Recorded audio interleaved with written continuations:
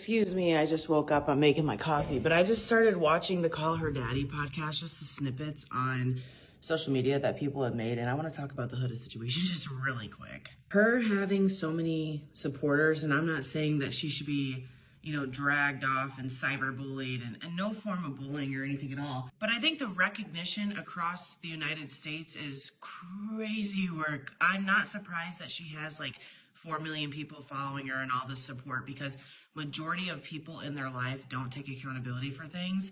And what she said on the Call Her Daddy podcast, I feel like Alex was asking her questions and getting information, yes, and saying in some scenarios how she is not taking accountability for things. And like, can you see how that's kind of like jacked up a little bit? Huda's just turning it around and making herself a victim in it. Oh, you guys didn't see what happened, blah, blah, blah. This is my first time in the villa.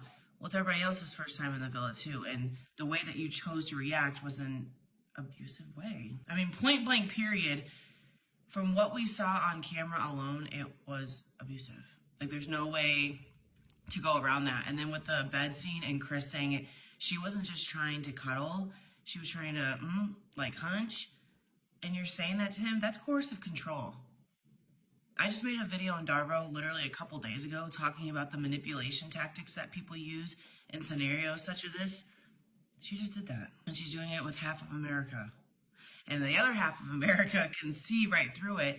But coming from a forensic psychology student, it's like, it's irritating me, but at the same time, I'm not surprised, because most people don't take accountability for anything. They would rather do anything else than take accountability and have self-growth. I've gotten blue in the face from trying to talk to people like this and make them understand their behavior and how ignorant it is. I've had a friend like that too. And eventually it's just like, you just stop talking. You're like, I don't even care anymore. Like, you go do you. Live whatever narrative you have to live in order to sleep at night. For the people getting super mad that she's not taking accountability and most of America is just not listening and not wanting to look at the bigger picture, you're never going to win that fight. You're never going to win that fight, because people who are negative, typically in groups, surpass the people who actually kind of see what's going on. That's why in DV situations, it's so hard to leave a situation like this, because they gaslight and warp your reality. And we're seeing it happen with America from one girl.